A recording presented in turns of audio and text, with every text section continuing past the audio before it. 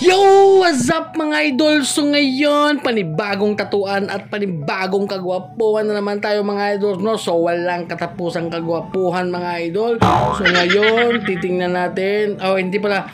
Kung nakikita nyo, ano tayo dyan, nagtulo-tulo tayo, no? Kasi ang ano doon, magdadagdag tayo ng Polynesian mga idol.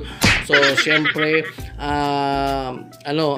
hindi tayo yung unang gumawa na syempre ibang artist. So, ang request ni boss is dagdagan ng Polynesian. So, sabi ni boss, ikaw na bahala. O, di, ako ang kawawa. So, yun mga idol, nag-freehan na tayo dyan. Syempre, sariling composition natin yan ng Polynesian. So, bahala na kung anong mangyari dito, basta gagawin natin yung pinaka-best natin, no? So, yun.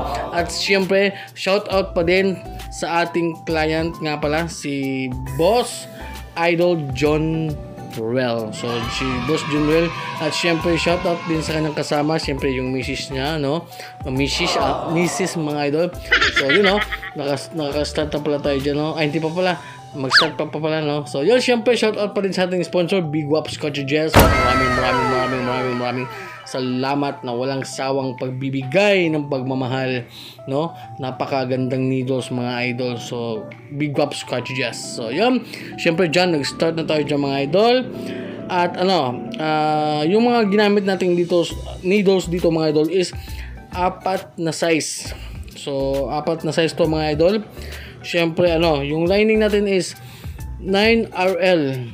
So, yan lang yung ating pang lining. Tapos, yung shading naman mga idol is 3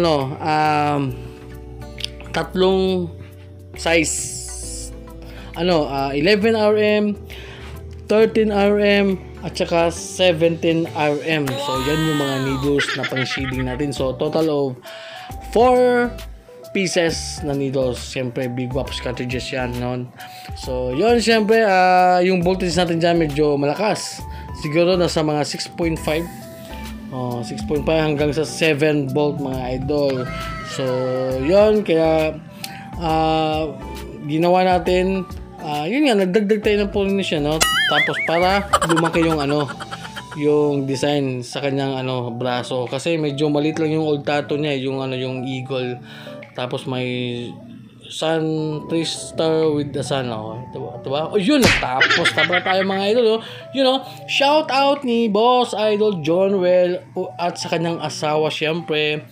So yun, ito na yung aming final result mga idol. So after ng 7 hours of pain, so 7 oras na tatuan mga idol. So tingnan ninyo yung result natin dyan mga idol. Talaga namang lumaki na yung niya, no? Yung tattoo niya, talagang fit na sa niya, sa braso. Napaka-astig talaga mga idol. At napakataas ng pain tolerance. So talagang hindi mo makikita na nasasakitan na si Boss Idol. So yun mga idol, hanggang dito. Hanggang dito na lang mga idol. So bye-bye!